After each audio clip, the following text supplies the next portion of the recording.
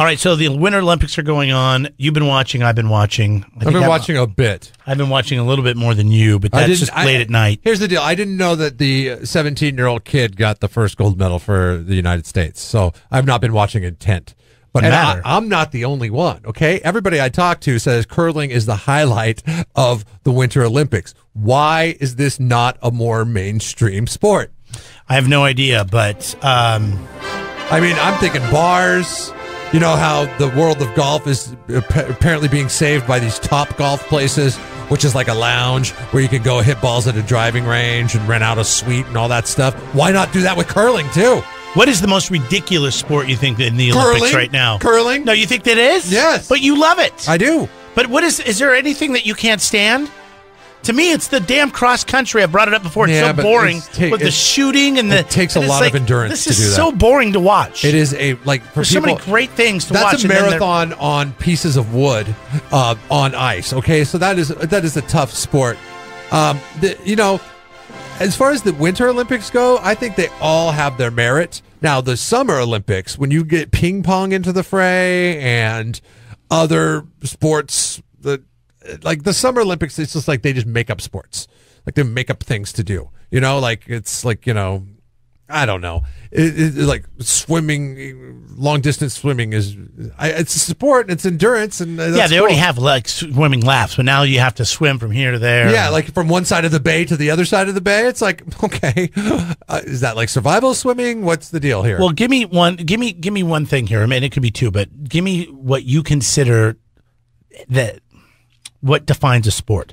Meaning, what is it to you that has to happen to say this is a sport? We used to argue that cheerleading wasn't a sport. Yeah, and then they made it a competition, and now there's winners and losers. To me, that checks off one of my definitions for what is a sport. It has to have a winner, and it has to have a loser. Yeah, but here's my thing with cheerleading, and it's my same thing with figure skating. And if you're going to ask me the question for the Winter Olympics, the one is the most ridiculous, is the figure skating. Because... nobody knows how it scores. Although I did notice the other night that they score it as they go along now. So they give you the viewer an idea of what the score is going to be based on what they feel it's going to be and what the judges are going to say it's going to be based on the technical points. It's a little bit easier to follow that way. But still, it is open to interpretation. I know that you have to be athletic to play sports. Yes. I know there's been a lot of talk about Shaun White and him having history bias on his side when it comes to competing in this familiarity with the judges and so on. Yeah, like he's like, you know, like you get a pass for being a veteran. Essentially, it's a kind of how it works in the National Football League too, when you think about it. But anyways, I don't like that. I want there to be clear-cut point system and winners and losers. Okay, or even tires. If you want to tie, do you want them to be somebody who's in shape? Like that works out, that is in better shape than you. To me, to be an Olympic athlete, you have to be able to run further than me. You have to be able to shoot better than me. You have to be able to. Okay, what about golf? Play golf better than me. Golf in the Olympics. You got to be in shape to do that. Yeah, because you have to walk. Yeah, I mean, you're walking like 6-7 miles. This new sport.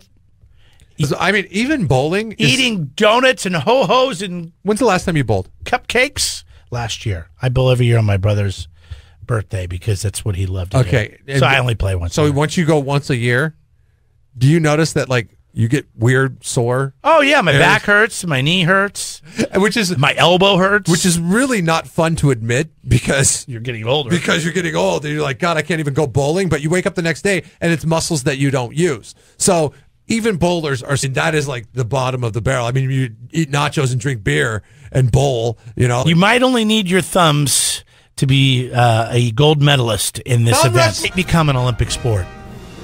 Video games. Are you kidding me? Texting. Next thing you know, we have smartphones and social media apps, and computers keep getting smaller, and people are supposed to eat this or that because we find out that eating too much of this or that will kill you.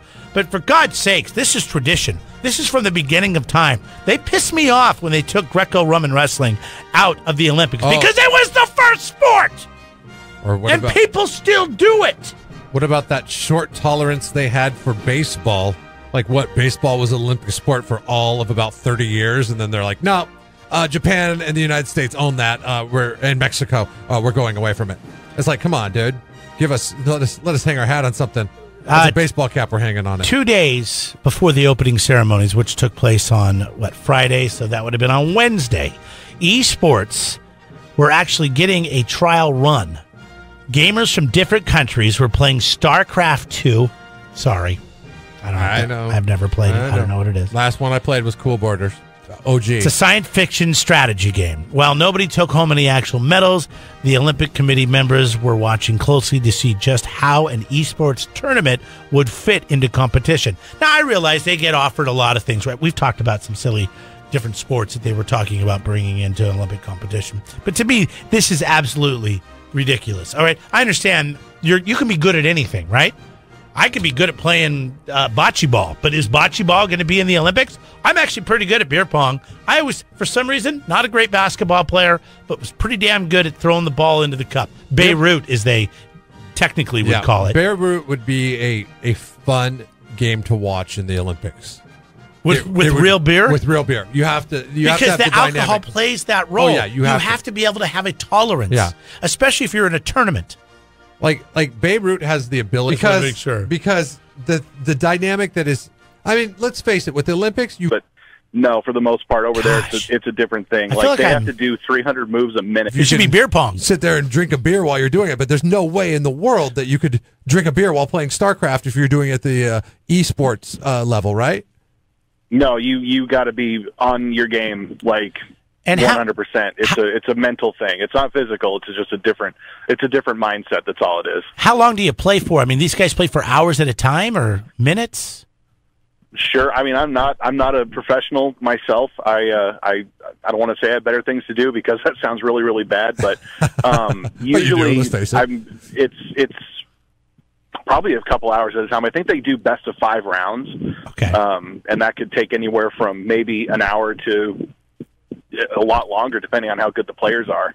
And how long? What is your record? How long have you sat in front of with a controller in your hand? It depends on what I play. No. You're missing the point. Stuff, so hey, Matt, I'm stories and stuff. Hold on, you're missing. I just want to know what's the longest you've ever sat in front of your TV with a controller in your hand. Not StarCraft. Yeah, it could be anything. I'm just like. When I was in junior high, I think my record was 36 hours, and I'll never do that again, ever. But you had to get up and pee, right? Oh, yeah, for sure. So, because I've heard stories of these gamers, they get so into it, they wear diapers, and they just crap and poop themselves just so they can continue to play, and they worry about cleaning themselves up later. Yeah, no, I have dignity. Even at the middle school level, you had... What was the game you were playing in middle school? At the time, I think it was Metal Gear Solid 2. So when the PlayStation 2 came out in 2001. Wow. Okay. Jeff and I were playing Mario Kart. We don't know what you're talking about. I have no idea. I still play Mario Kart. I got one of those little Super Nintendos that came out last year. Oh yeah, those are sweet. Those are awesome. I love those. It's like being a child again. All right, that's cool because you got your kids to play I get yelled at when I ask women how old they are, but I can ask you, right? How old are you? I'm 31. Oh, okay. So, what is there ever an age that is too old to be a gamer? I don't think so because of the way the medium is now. There's so much good story-based stuff. It's almost like you're just playing through a movie. Mm-hmm. Very nice. All right, thanks. Appreciate your call, man. No worries. You guys have a good one. This is the game I want to. Is this Atari 500? This is it was a 2600. Come on. Get 2600. Get in touch with your early 80s, man. I had the Atari 500. Came out after the 2600. It had a little bit better graphics. Yeah, it was fancy. Yeah, it was better than. Thanks to my dad. Everybody had the 2600, but you had the 5000. He had to always get me something that was a little bit nicer. Yeah, which was nice. I didn't like it at the time because I just wanted what all my friends had. Right, you couldn't trade games. Yeah, because you had the 5000. And I had this keypad with a foam pad on it, and it was just really I remember all the stuff I didn't need. Remember ColecoVision? Yeah, ColecoVision was terrible but great. Like the graphics were so much better on ColecoVision, but it had the weird joystick that was also like a knob.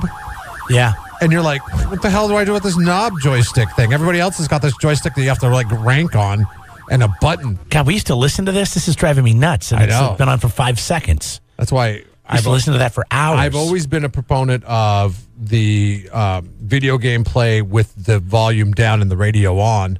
Like whenever I play video games, I never listen to the audio. Yeah. I would always just have music on. And then once PlayStation 2 and then later games came out, you could actually turn the music on or off. And you could keep the sound effects, depending on the game. Like I used to play this rally racer game that me and my buddy used to just go head to head at, just play for hours, and it was awesome. Rally racer, but we'd just crank up Nirvana, and listen, and then play rally racer. But you could still hear the car going, and you hit the turbo button and all that kind of stuff. Okay, so the question we're asking you this morning: what would make for the better Olympic sport? Thanks to Matt, by the way, for calling in with that information about stuff.